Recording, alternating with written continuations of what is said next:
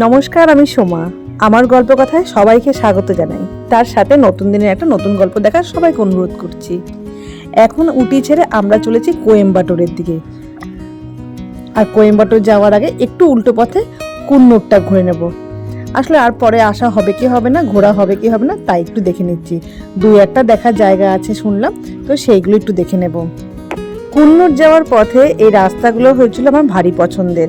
আসলে পাহাড়ি রাস্তা তো ঠিকই, কিন্তু এই রাস্তাগুলো এতটাই সুন্দর, এতটা পরিষ্কার পরিচ্ছন্ন, একটা গাছের পাতা কোথাও পড়েনি।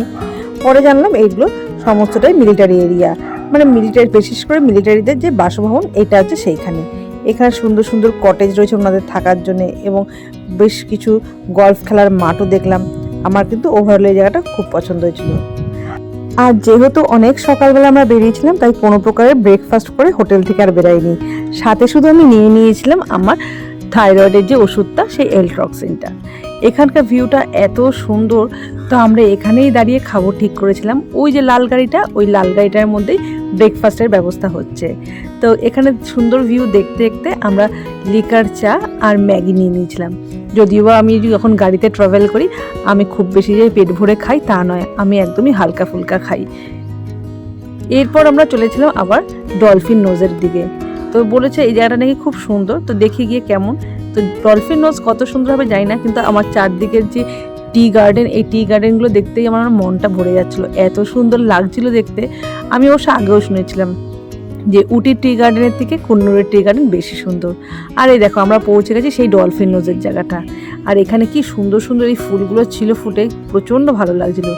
আর এই যে দূরের থেকে কি সুন্দর ভিউটা লাগছে দেখতে। আর একটা না দূরে ফলস রয়েছে, ওয়াটার ফলস, তোমরা বুঝতে পারছো কি না জানি না। ওই ফলসটির নাম ক্যাথরিন ওয়াটার ফলস। এইখান থেকে এত সুন্দর লাগছিল, তো বুঝু আমাকে তাই বললো যে মামা আমার এখন কোনো ছবি টবি তুলো না, আমি একটু মন ভরে জায়গাটা দেখি। তারপর আমরা উঠেছিলাম একটা ওপরে একটা টাওয়ারে। ওখান থেকে পুরো চারিদিকের ভিউটা দেখার জন্য এই টাওয়ারটি করা রয়েছে। সেখান থেকে এত সুন্দর লাগছিল এই চারিদিকের ভিউ। আমরা কিন্তু অনেকটাই সকালবেলা এসেছিলাম, তো ওখানে বেশ কিছুক্ষণ সময় কাটানোর পর আমরা এখন এখান থেকে বেরিয়ে যাচ্ছি। দেখো এতটাই সকালে এসেছি যে সবাই দোকান খুলে সবাই বসেছে, এবং অনেকে দোকানের আশেপাশে ঝাঁটও দিচ্ছিল। আর চারিদিকে কিন্তু বেশ সুন্দর সুন্দর ফ্রিজ ম্যাগনেটের দোকানও ছিল। আবার আমরা এখন চলে যাচ্ছি আরেকটি গন্তব্যের দিকে, এই সুন্দর সুন্দর টি গার্ডেনগুলো দেখতে দেখতে। আমাকে না অনেকেই বলেছে উটির টি গার্ডেন যতটা সুন্দর, তার থেকে কুন্নুরের টি গার্ডেন নাকি আরও বেশি সুন্দর। সত্যি প্রচণ্ড সুন্দর, মনে হচ্ছে না চারিদিকে শুধু ভিডিও তুলি। কত ভিডিও তুলব আর কতই বা ইউটিউবে পোস্ট করব, তো কিছু ভিডিও নিজের কাছেও রেখে দিয়েছিলাম।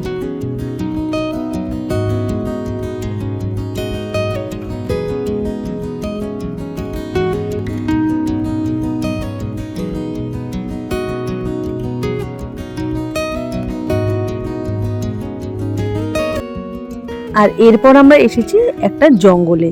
এইটার জায়গাটা হচ্ছে ল্যাম্পস রক আছে, এই ল্যাম্পস রক দেখার জন্যে। এটা হচ্ছে এখানকার মেন পয়েন্ট। আর এই জঙ্গলটার মধ্যে না জঙ্গল যে সিনেমা হয়েছিল ফারদিন খান উর্মিলা, সেই মানে সিনেমারও শুটিং হয়েছে, তার সাথে আরও অনেক মুভিস শুটিং হয়েছে। আমি নামগুলো এখন মনে করতে পারছি না, সেই পদ্মিনীকা কোলাপুরী, মিঠুন চক্রবর্তী, এরকম আরও সব সিনেমা তো এখানে হয়েছিল। তো এই জায়গাটা এখন দেখছি আর মনে মনে আমি ভাবছি যে যখন সিনেমাটা আমি দেখছিলাম এই জঙ্গল মুভিটা, তখন কিন্তু এই দেখে জঙ্গলটা দেখে আমি কিন্তু খুব ভয় পেয়েছিলাম যে বাবা কোথায় গিয়ে শুটিং করছে, কি না কি ব্যাপার। কিন্তু যখন নিজে এখানে এসে এখন ঘুরছি, এখানে এসে দেখে মানে বাবা এরকম জায়গা, অথচ এত ভয়ানক টাইপের করে তুলেছিল।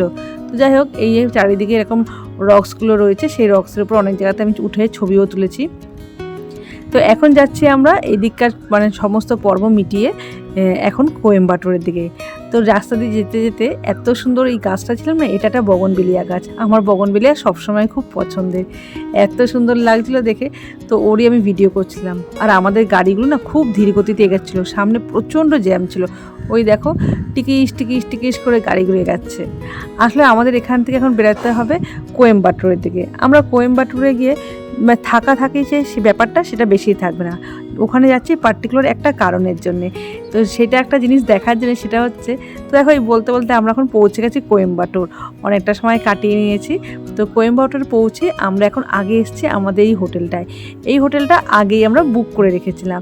তো এইটা একটা রুম, তার মধ্যে এরকম একটা ডাবল বেড, আর সাইডে একটা সিঙ্গেল বেডও রয়েছে, সাথে এসিও রয়েছে। আর বেশ বড় সড়ো ঘরটা, কোনো অসুবিধাও নেই, টিভিও রয়েছে।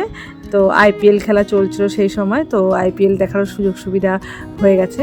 তো এখান থেকে আমরা ফ্রেশ হয়ে এখন আমরা যাচ্ছি মেন জায়গায়, যেখানে মানে এখানে আসার মেন কারণ ছিল আমার আদিযোগী দেখতে। আমার এই আদিযোগী দেখারও না খুব ইচ্ছা হচ্ছিল। এটা যে ছোটোবেলার ইচ্ছা তা নয়, আসলে আদিযোগীতে বেশ কিছু বছর হয়েছে তো জবের থেকে হয়েছিল না, আমার এইখানটায় আসার খুব ইচ্ছে ছিল। তো যখন দেখলাম মেজদির বাড়ি অবধি এলাম আমি ব্যাঙ্গালোর, তাহলে তার থেকে যদি আর একটু করে যদি উটি সামনেটা ঘুরে নিই, আর উটি থেকে তো মানে আদিযোগী আসতে কি আর। তো যেহেতু আমরা কোয়েম্বাটোরে আসার আগে কুন্নুর গেছিলাম, তার জন্য একটু টাইমটা লেগেছে, প্লাস রাস্তায় জ্যামও ছিল। তো ওই দেখো দূর থেকে দেখা যাচ্ছে, এত ভালো লাগছে। আসলে আমরা এই টাইমটাও চেয়েছিলাম যে আসবো, কারণ আমাদের যিনি ড্রাইভার দাদা আমাদেরকে উটি থেকেই নিয়ে এসছেন, উনি আমাদেরকে এসে এই কোয়েম্বাটোরে এই আদিযোগী অবধি দেখাইয়ে উনি আমাদেরকে ব্যাক করে হোটেলে পৌঁছে তারপর উনি ফিরে যাবেন আবার উটিতে। আসলে এইটা হচ্ছে আসার টাইমিংটা আমাদের এরমই রেখেছিলাম আমরা ইচ্ছে করে, যে আমরা কিন্তু লাঞ্চ টাঞ্চ কোনোটাই করিনি। আমরাতে বিকেলের টাইমটা এসে বিকেলের যে দিনের আলোর এইদিকে পারিপার্শ্বিক ভিউ এটাও দেখতে পারি, আর সাথে যাতে সন্ধেবেলায় লাইট আর সাউন্ডের একটা শো হয়, তো সেটাও যাতে দেখতে পারি, তার জন্য আমরা এই টাইমটাকেই ফিক্সড করে নিয়েছিলাম। আর দেখো চারিদিকে পারিপার্শ্বিক ভিউ কত সুন্দর, কি সুন্দর লাগছে দেখতে। আমরা এখন একদম যেখানে এই স্ট্যাচুটা রয়েছে একদম তার সামনেই চলে এসেছি, আর এখানে কতগুলো রুদ্রাক্ষর মালা দিয়ে জড়িয়ে জড়িয়ে একটা মোটা রুদ্রাক্ষের মালা তৈরি করেছে। আর এইখানে যে ঠাকুরের যে চোখটা হয় না অর্ধেক খোলা, আর ওই অর্ধেক খোলা চোখের মধ্যে অজস্র পায়রা বসে আছে।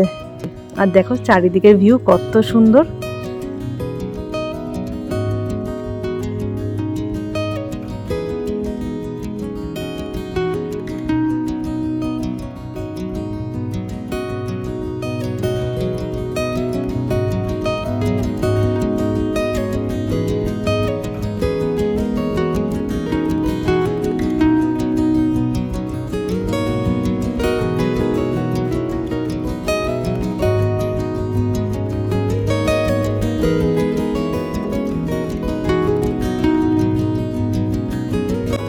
এখন বাজে সন্ধ্যে 7টা, আর সবাই আমরা বসে পড়েছি মাঠের মধ্যে, যে যেখানে পেরেছে ছড়িয়ে ছিটিয়ে বসেছে।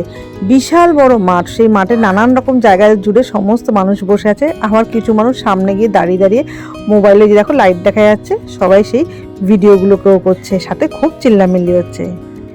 2023 সালে আমাদের এই সল্টলেকে ঠিক এরকম আদিযোগীর একটা প্যান্ডেল করেছিল, তারাও কিন্তু খুব সুন্দর করে করেছিল। আমি এখানে এসে দেখার পর দেখলাম হ্যাঁ সত্যি একদম পুরো মিল ছিল।